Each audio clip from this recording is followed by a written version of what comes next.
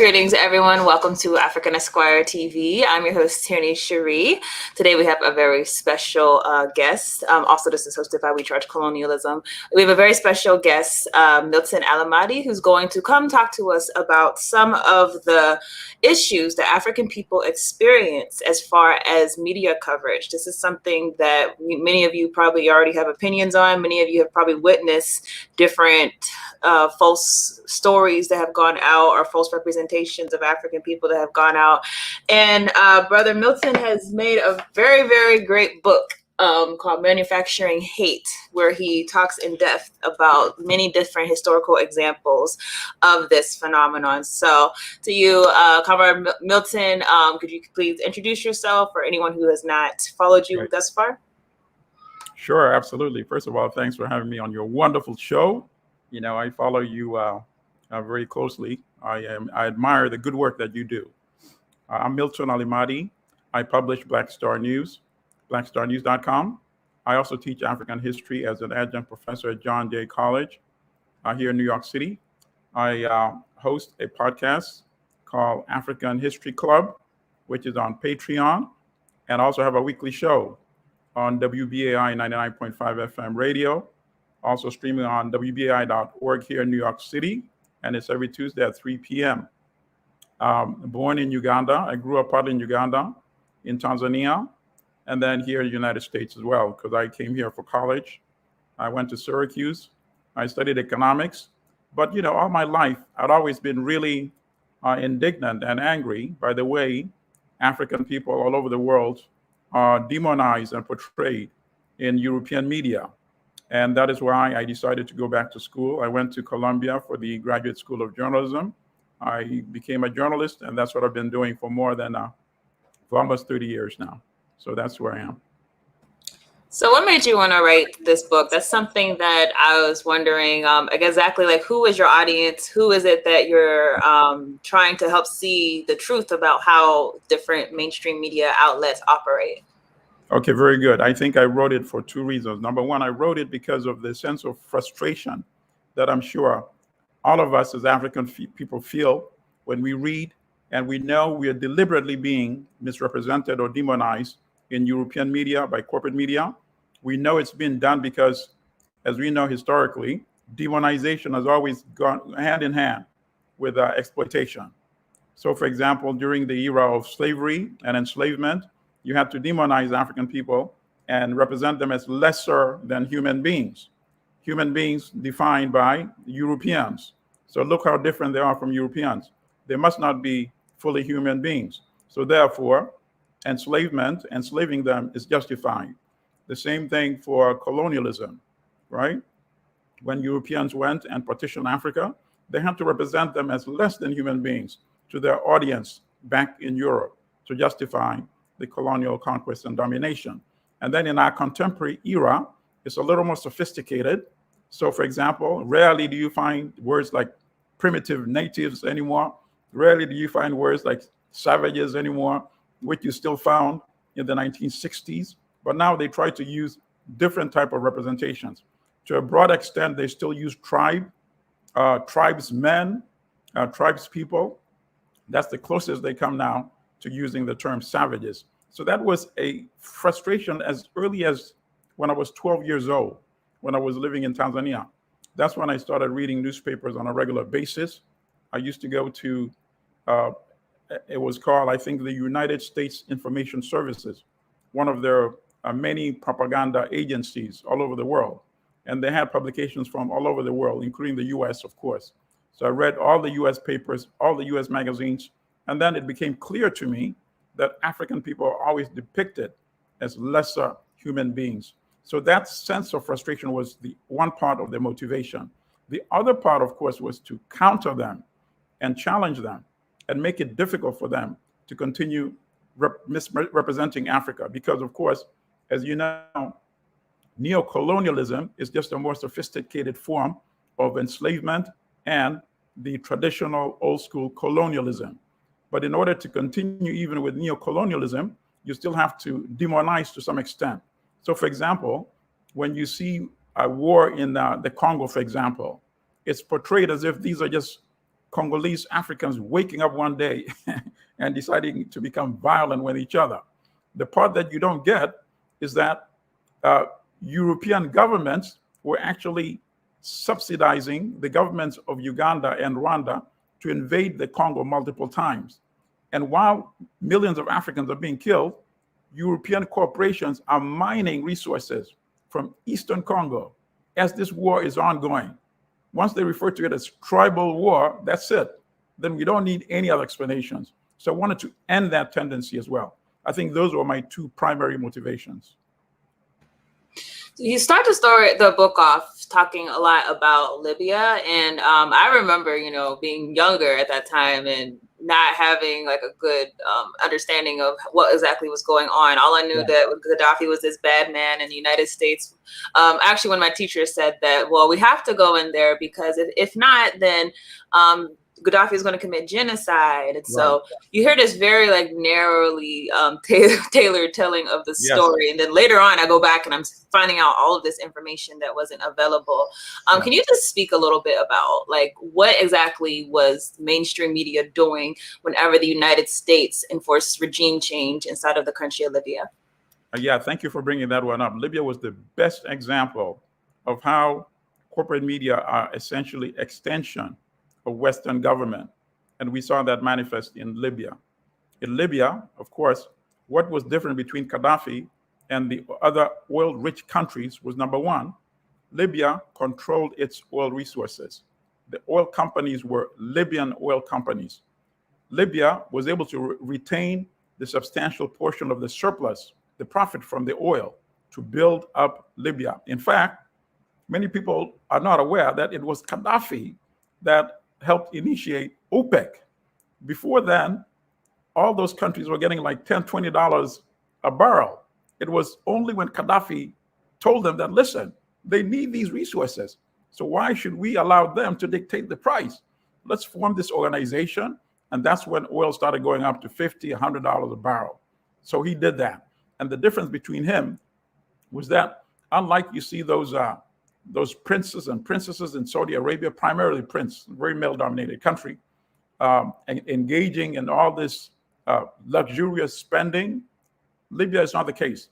Libya, the money was directed to the grassroots, built schools, built hospitals, built apartments.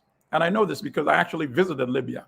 Ironically, just a few months before NATO unleashed this war on Libya.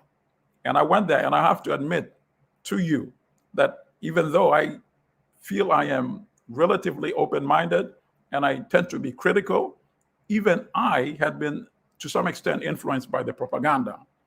So when I got there to Libya, obviously the government had invited me because they had seen an earlier book that I had self-published, and they read it, and they actually wanted to publish that in Arabic as well. So I was invited.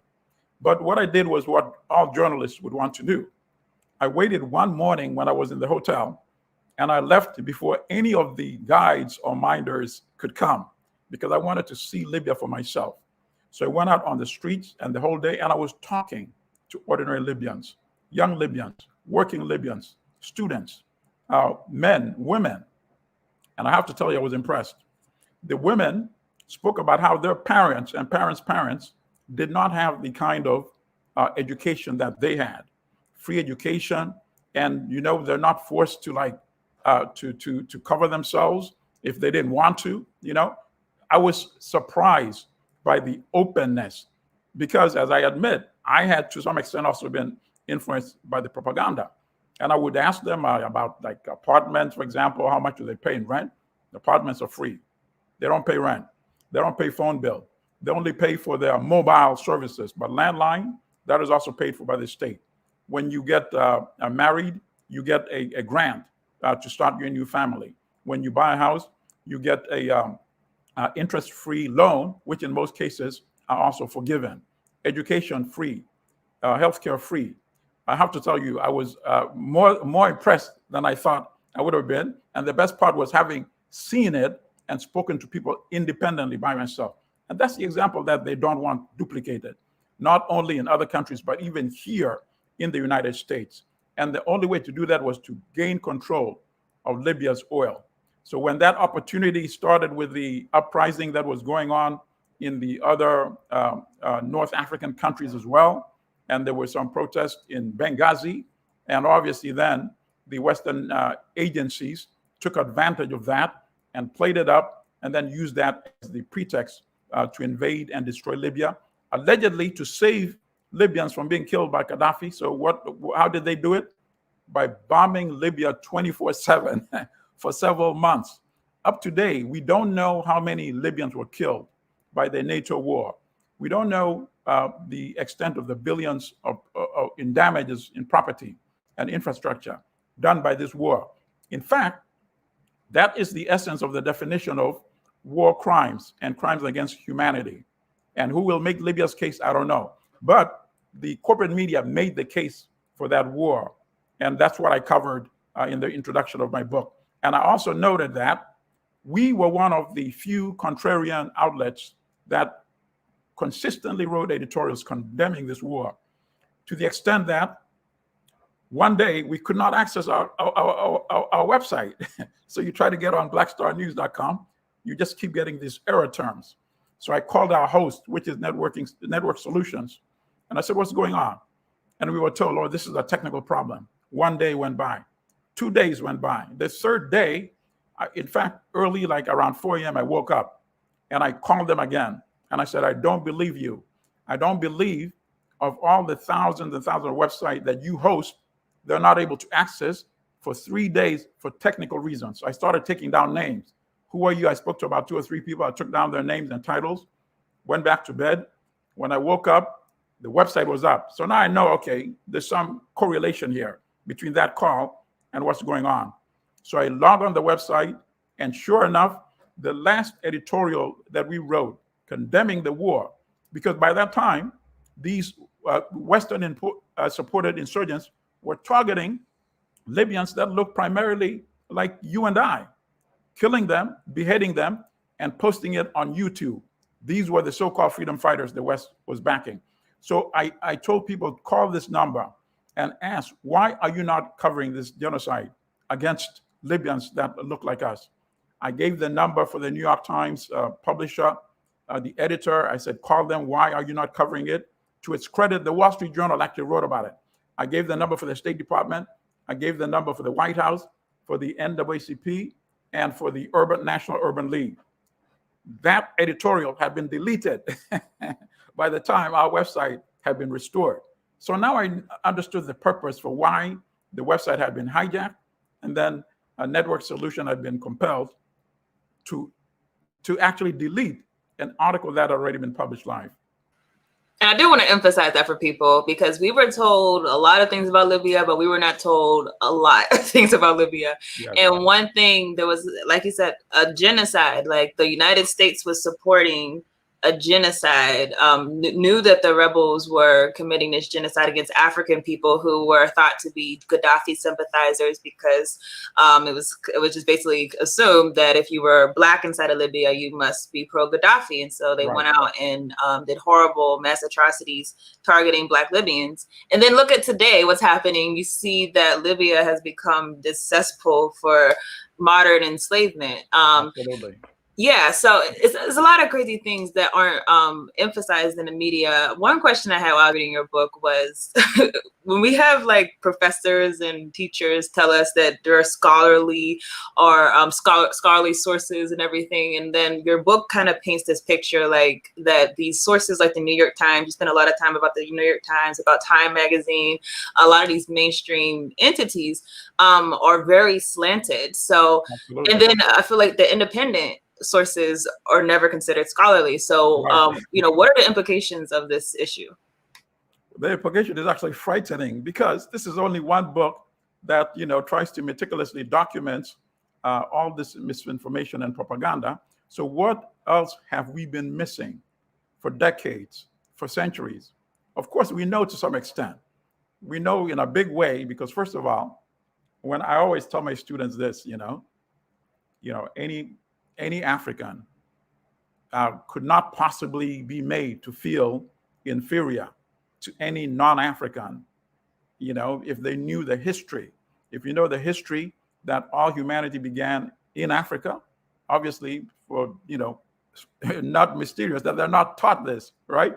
And that the first human beings were Africans, and that had Africans not migrated to populate the rest of the world, everybody would be African. So how can you be inferior to anybody? When my students learn this basic information, it comes as a revelation to them. It really changes them. You see their spirits even change. So that's just a vast example of the kind of distortion of history and facts that we get.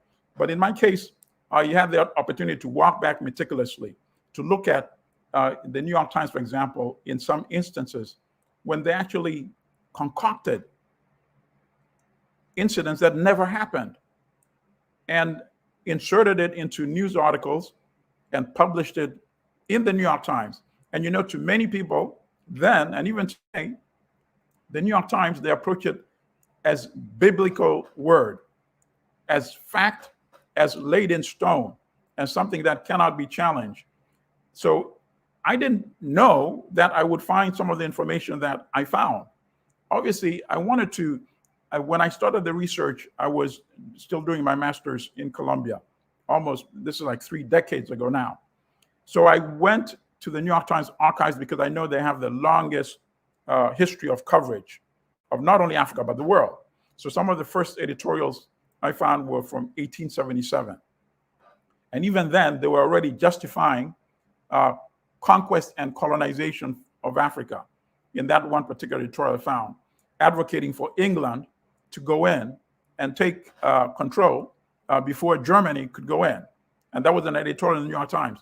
And then in terms of demonizing Africans, in that editorial comparing Africans to, said they were a cross between hippopotamus and crocodile. I really don't know what that means, right? And that was part of the narrative, demonize and then exploit. So that was the early representation. So let's move up all the way to the late 1950s now, when African countries are beginning to decolonize. So the New York Times sends a reporter named Homer Bigart, Bigart. Often when I say what he did, people end up saying, he should be called Homer Bigart. He had already won the Pulitzer Prize 2 times for a paper called the New York Herald Tribune before he joined the New York Times. So he was a star reporter. So they send him to Ghana to see how independence is faring in Ghana and other African countries who are lined up to get their independence.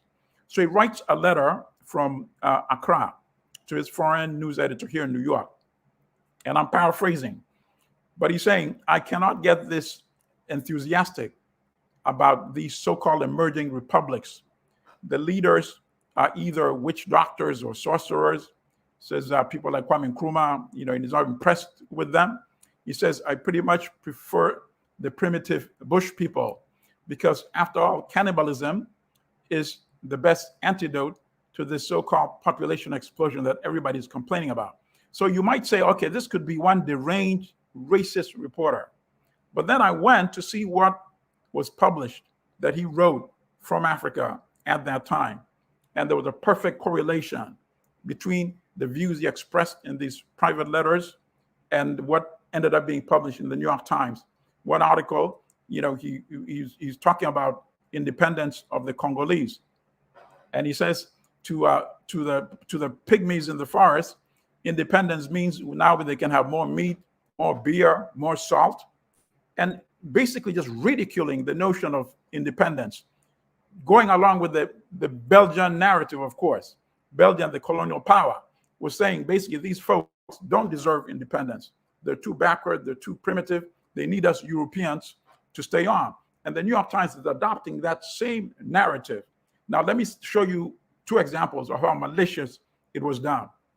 In one of his letters, Bigart complained that he could not find pygmies to interview as to what independence meant to them. But by the time his letter is published, article is published in the New York Times, he's now stating that, pygmies are saying independence means more beer, more salt, more meat. That's one example. In a second example, and this to me was the strongest, to really indict them on how malicious they were in terms of their racism. I found a letter written by a reporter named Lloyd Garrison, who was sent to Nigeria to cover the civil war there when Biafra was trying to break away from the Federation. And he sent a letter complaining to his editors here in New York. This is around 1966, I believe, who inserted that reference into his article talking about Nigerians dressed in grass leaves. So imagine, this is one of their own reporters sent to Africa, and now he's reading his own article, and he's reading about how he wrote about Nigerians dressed in grass leaves, when in fact he did not write it. But the editor sitting here in New York said, no, this article is not quote unquote savage enough, so we have to spice it up. And they put that reference into that article, which shows not just ignorance, but beyond animus toward Africans and malice, in fact. In fact, many people, when they hear this account, have asked me, they get so angered. Is there a way to take legal action against the New York Times for not only perpetuating, but actually being involved in manufacturing these racist tropes and narratives?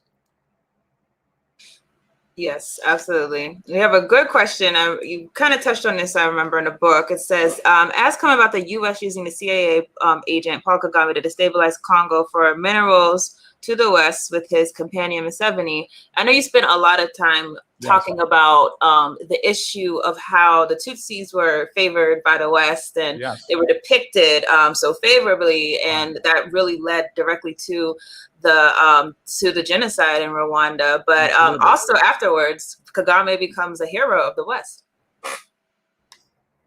Absolutely. And that continues up today because they make billions of dollars out of that. There's the United Nations listed many of these Western companies, American companies, Canadian companies, European companies, who are making billions of dollars over these years, even as the body count just keeps piling up in Eastern Congo.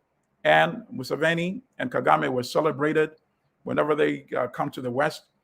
They would be invited and met by senior officials. Museveni used to go to the White House on a regular basis, and they were treated like the darlings of the West, when in fact, they are the agents of imperialism and corporate genocide in the Congo. But it's not surprising.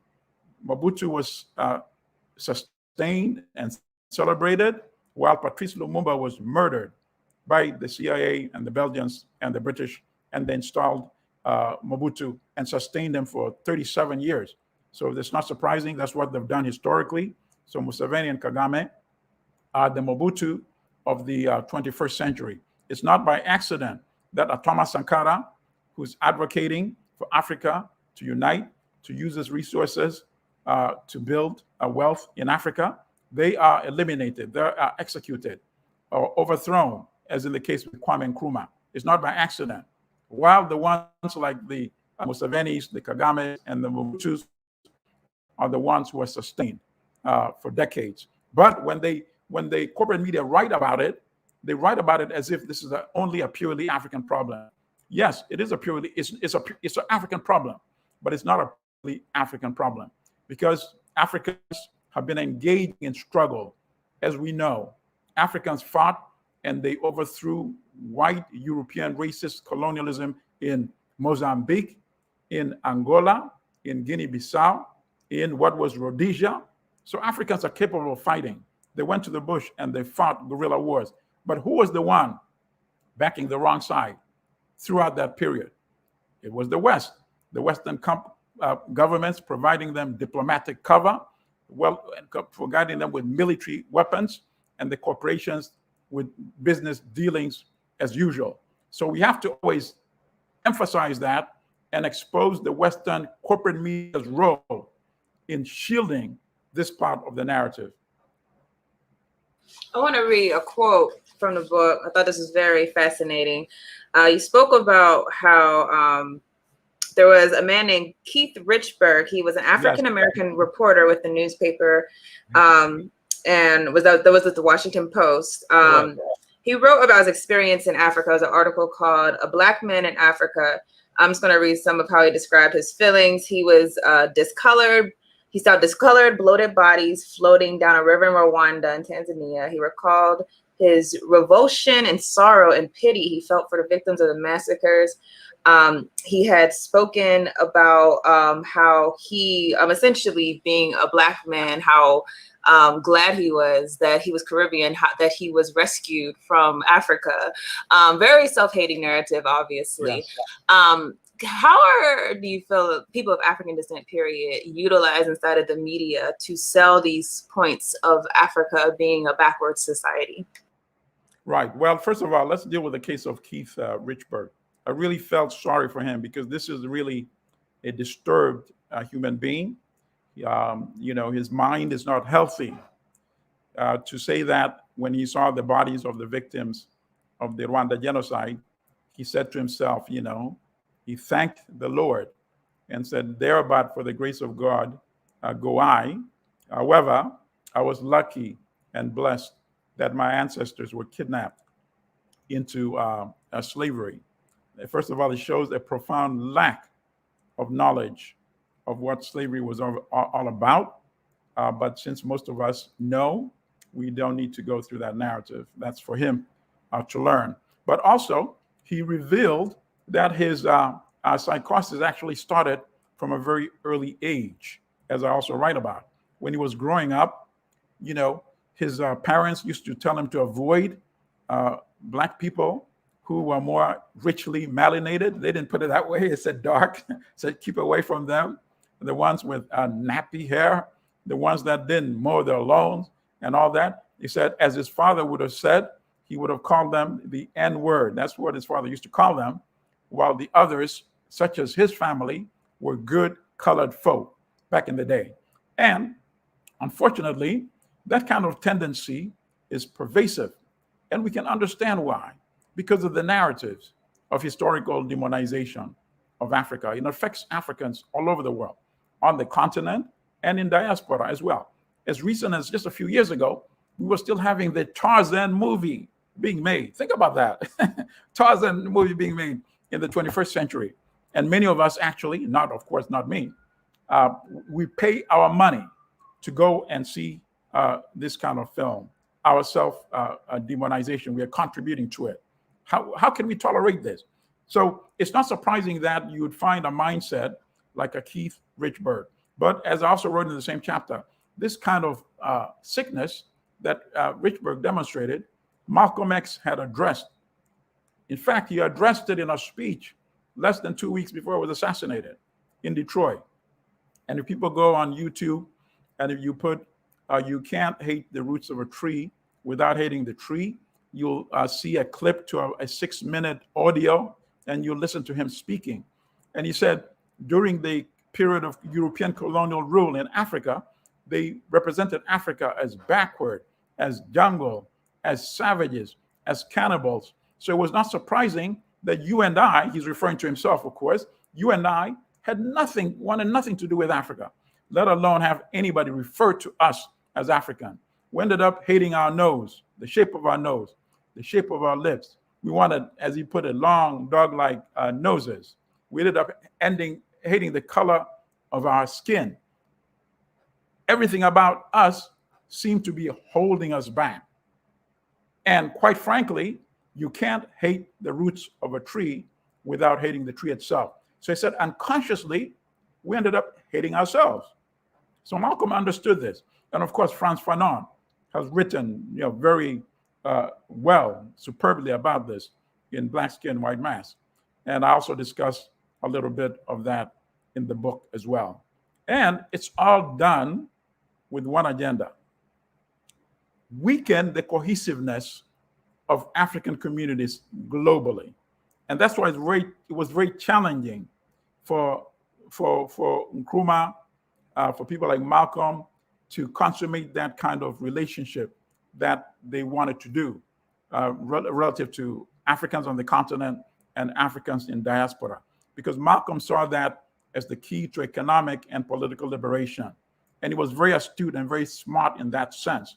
For example, Malcolm wanted the issue of racist discrimination and Southern atrocities against African people in this country to be taken before the United Nations.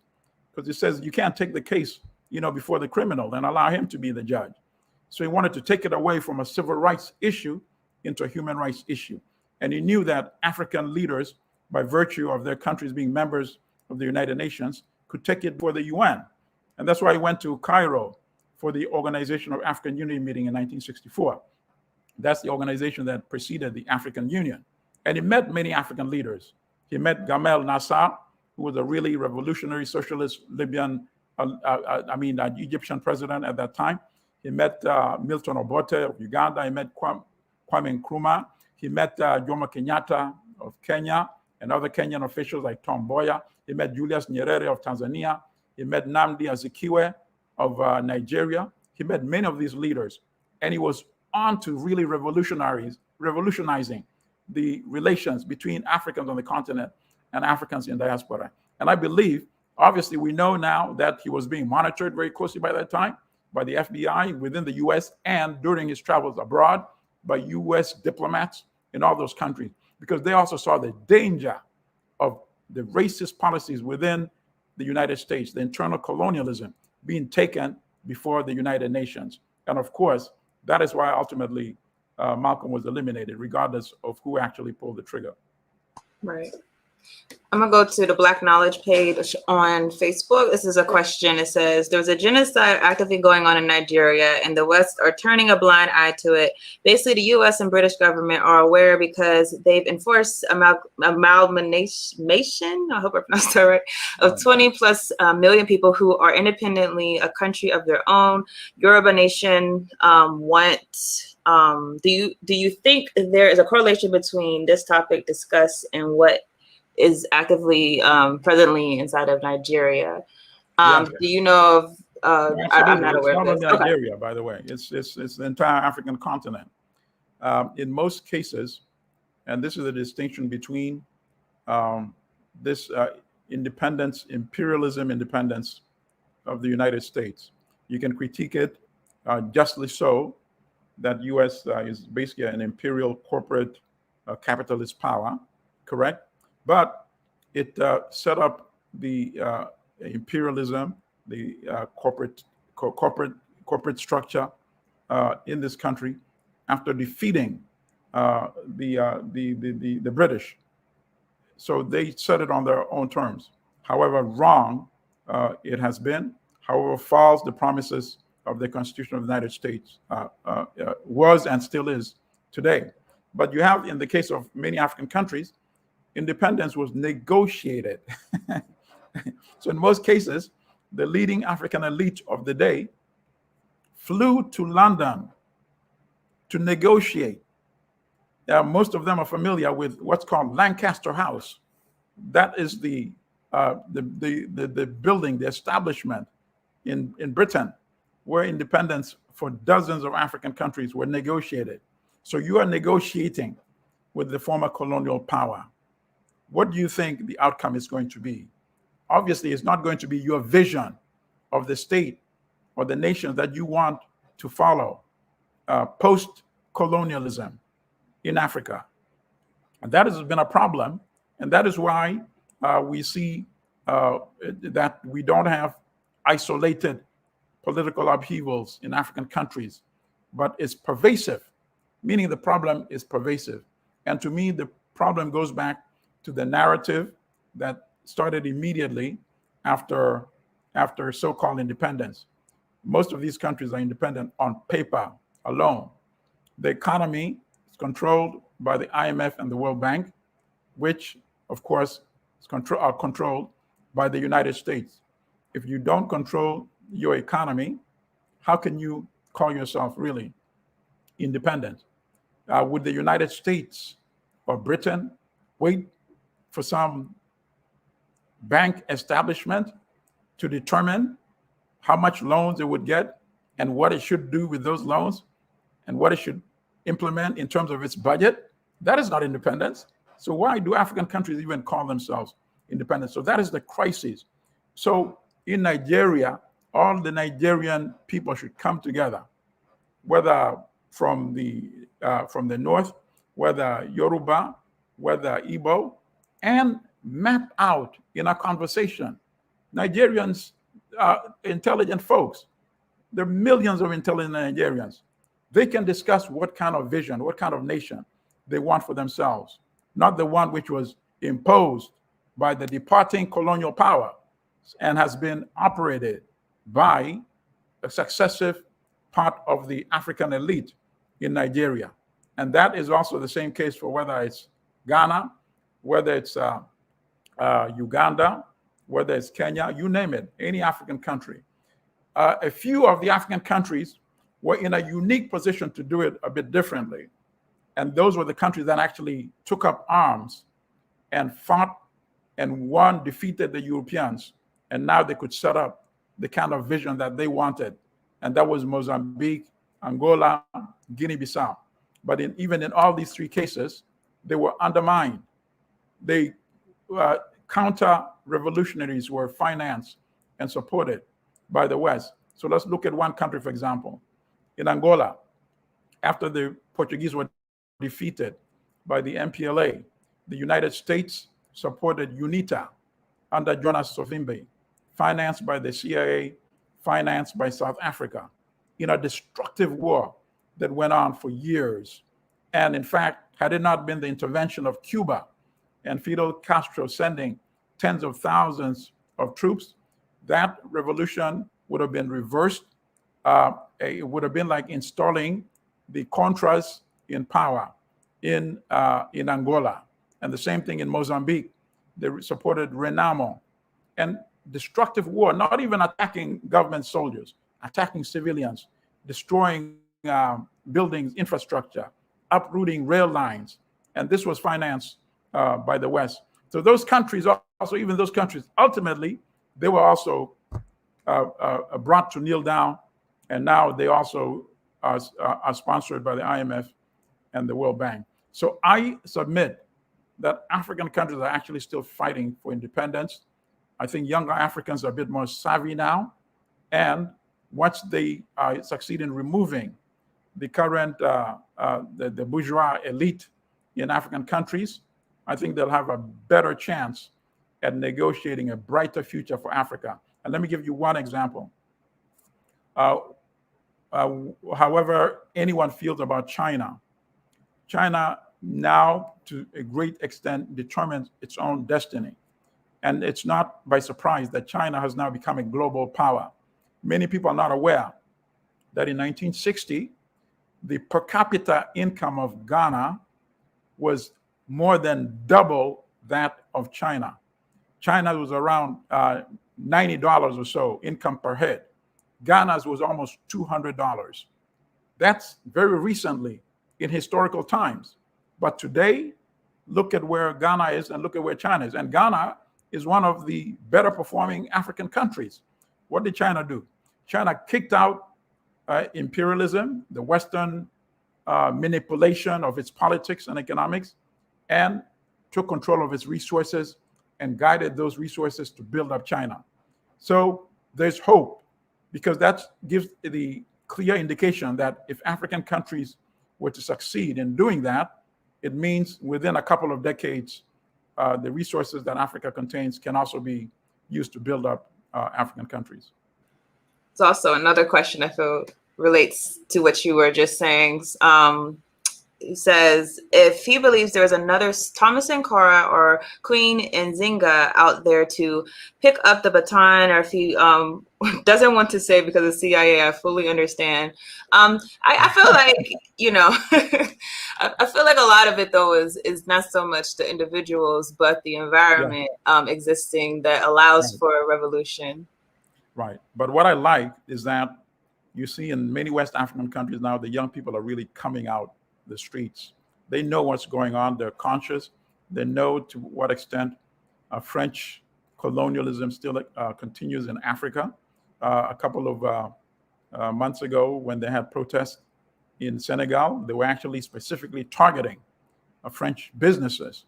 So that's a clear indication. I think even France is getting the message now. It's been talking about restructuring this domination of the West African currencies. So when they start talking consciously about that, it means they also see the writing is on the wall. So I'm very encouraged when I see young people taking up activism and really coming out to the streets. The same thing in South Africa. Had it not been for the economic freedom fighters, the party of Julius Malema, the ANC would not be talking about the need to return the land to Africans. For the first time, the ANC started talking about it after Malema was saying, our ancestors, they did not buy this land from our ancestors. Our ancestors, they committed genocide against our ancestors and then took over the land. So why are we even negotiating for this land? The land must be returned. The same thing is happening in Namibia, where the land situation is the same. The former European ruling class still control the bulk of the land. In South Africa, more than 70% of the land still controlled by Europeans who make up less than 8% of the population. So I see change happening in Africa, but it's still painful when you see Africans drowning in the Mediterranean, making desperate attempts to make it to Europe, when in fact Europe is growing its economy by using the resources in Africa. That is the most painful contradiction, and that to me is the most decisive indictment of the failure of the ruling class in Africa in the 21st century. And everyone, also on Friday morning, I'll be interviewing some Namibian activists. So definitely catch that one. It's a really telling situation of what has happened there and what continues to happen. A quick question someone wants to know, is your book in French also? No, I'm very interested, of course, in having it translated into French. If anybody has any connection with good publishers in France, of course, my email is my first initial and my last name, so it's mallimadi@gmail.com. Be in touch with me. Obviously, the plan is to indeed have it translated into French and other language. There's a Turkish university publisher has gotten in touch and does want to translate it into Turkish. Okay, so many good questions. Someone, let me pull it up. He says, does he feel that Israel's entry into the AU was well for Africa? Was it what for Africa? I'm sorry, I'll post it right back.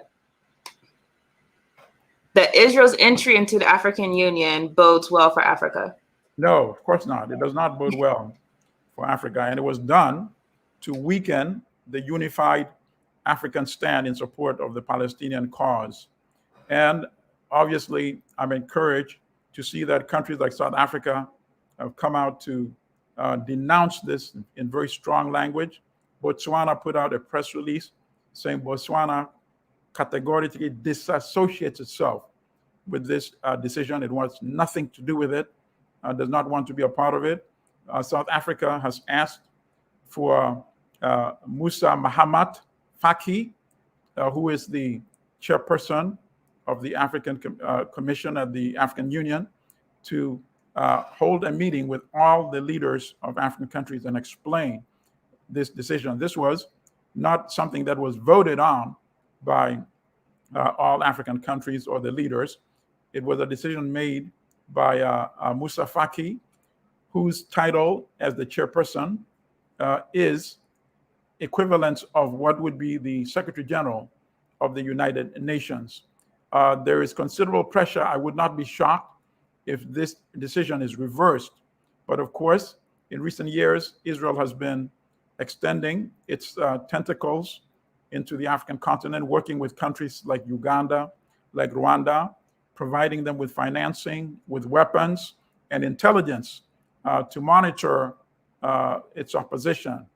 And that is one of the reasons why Israel had been able to succeed in building support amongst these ruling elite in some African countries, and ended up with that decision of July 22nd to admit Israel as an observer a member, which of course is completely, profoundly painful when you think of the fact that Haiti, which is an African country in the Western Hemisphere, was denied membership by the same African Union. It's completely mind-boggling and preposterous, but at the same time, is not surprising.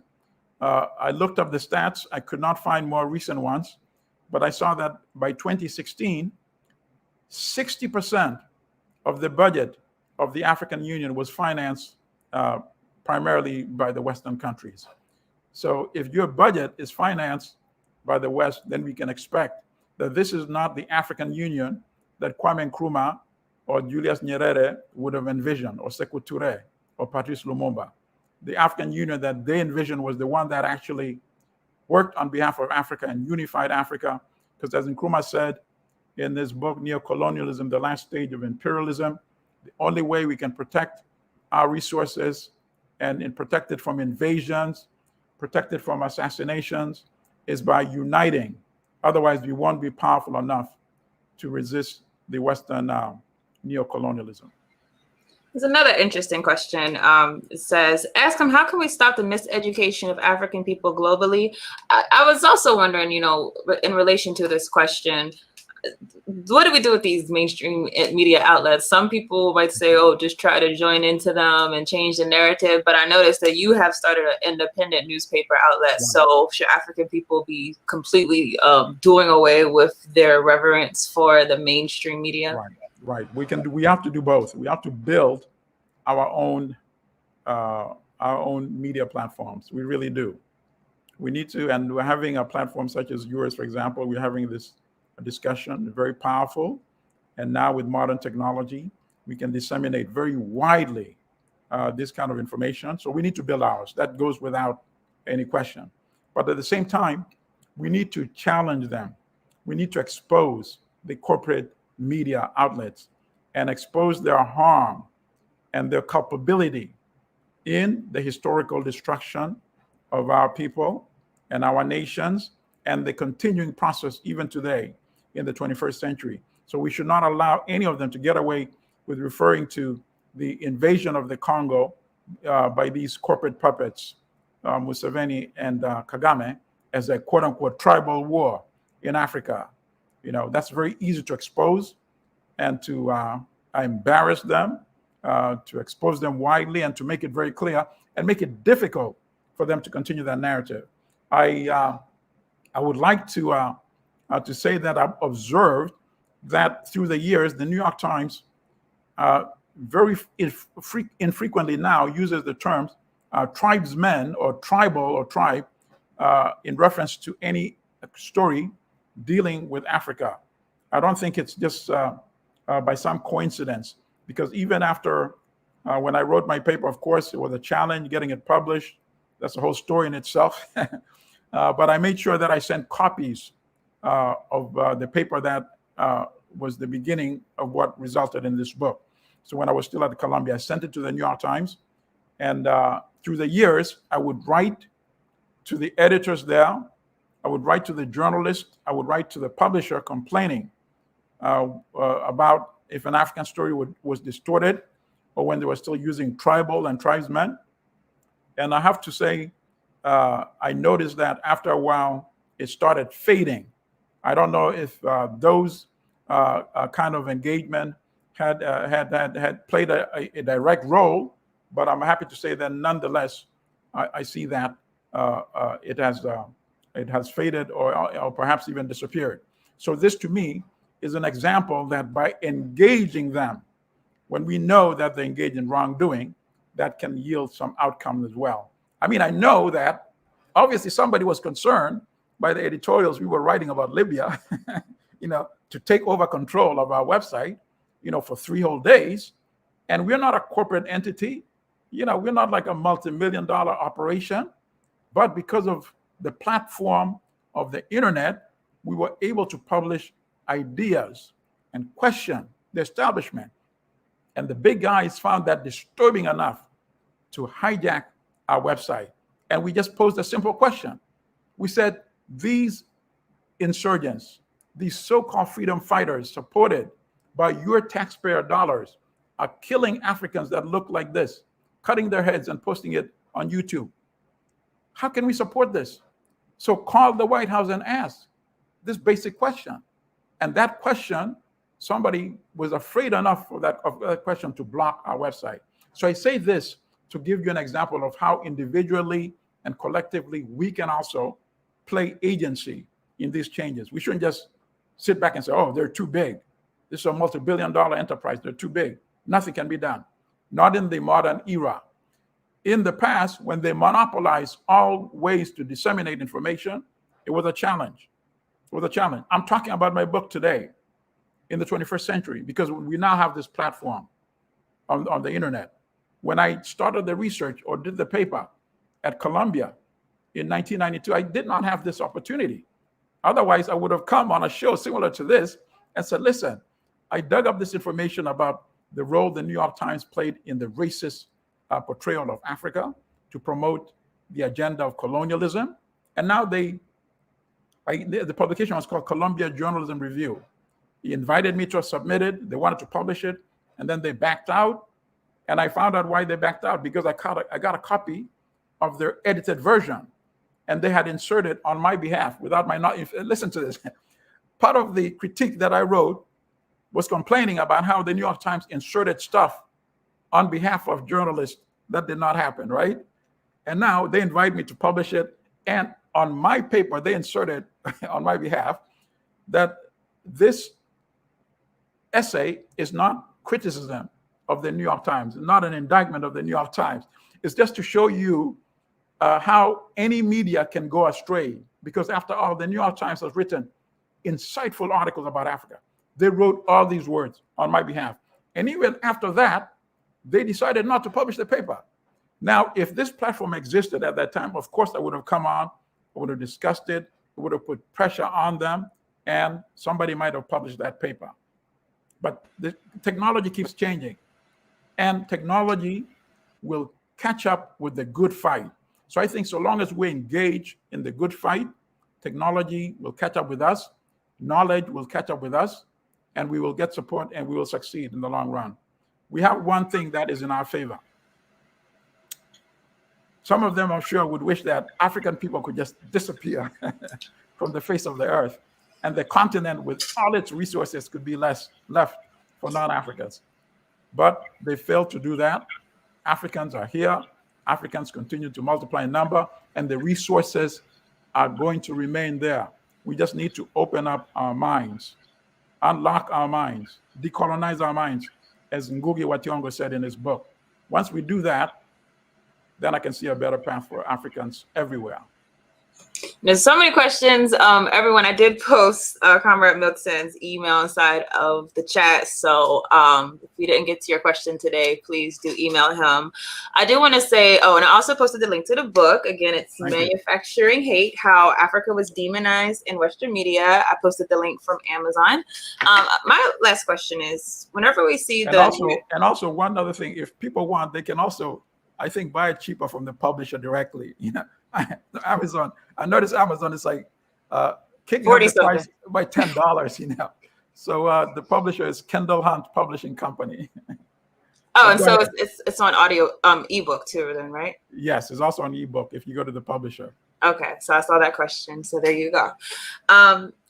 One thing I always wonder, though, whenever we find these things out, whether it's New York Times, Washington Post, CNN, BBC, whatever, why do you think they're pushing these narratives? Like, for example, you talked about how coming into the 90s, there was this big movement of people basically arguing to recolonize Africa. Are the journalists just white supremacist imperialists, or are they being pushed by someone who we don't see behind the scenes? Like, what is your theory on that? Given what I saw with the war on Libya, to a great extent, the relationship between corporate media and government is very insidious, even much more so than many of us had suspected, And that plays a key role, really, that the State Department could just perhaps call up some editor at the New York Times or the publisher and get them to go along with that narrative.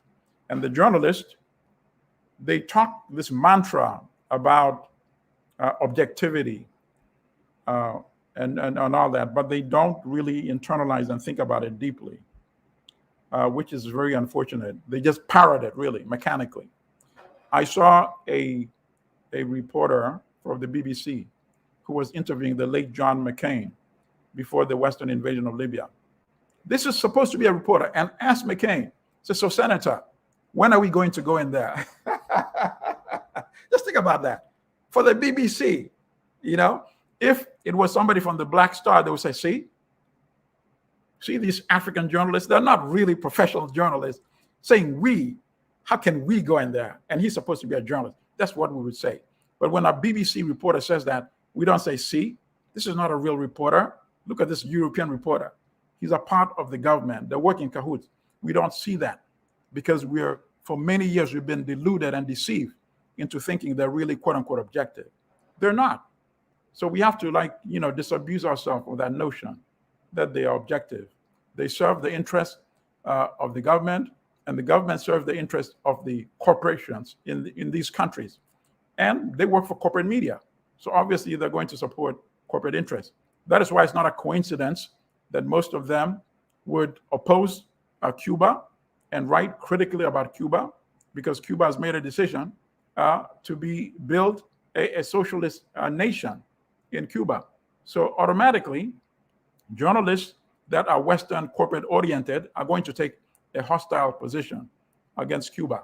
But they see nothing wrong with a country like Uganda or Rwanda, where the leadership abused the people, where there's political repression, political murder, mass killings.